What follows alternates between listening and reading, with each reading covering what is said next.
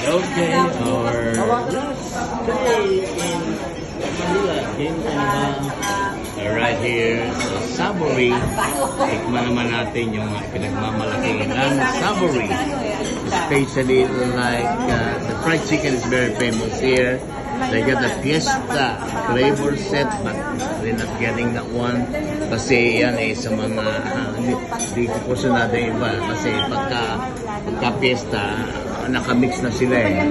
And good for 4 person eh. And at the moment, 7 kami nandito. Kaya, Savory, the famous for fried chicken.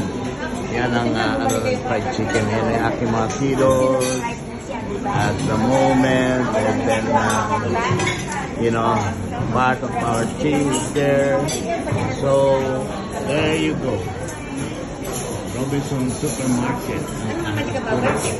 Kasi pagka tapos tayo mag-lunch, time check, hello, 3 o'clock na already, hindi na lunch to.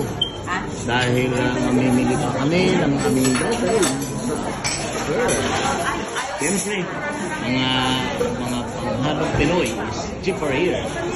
While we are here, then again, it's more better to get it here. Right here, dito po sa Manila, game ka naman.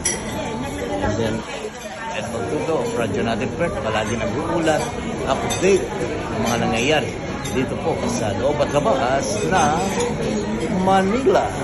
Kaya, why not? Enjoy our stay here in Manila. Manila, game ka naman, sobrang game na kami, sobrang sarap. We experience a lot of things here. Nag-enjoy kami mula sa Boracay hanggang kung saan-saan, mula Hulo hanggang Kapari. Nandito po lahat ng saya. Kaya anyway, itong aking mga kilos at Residy ay pupunta sa Amerika. Pagbalik namin 25 ay going to America for a short period of time then. Medyo hindi ako kasama dahil I have a lot of things to do. Meron akong mga activities na gagawin din.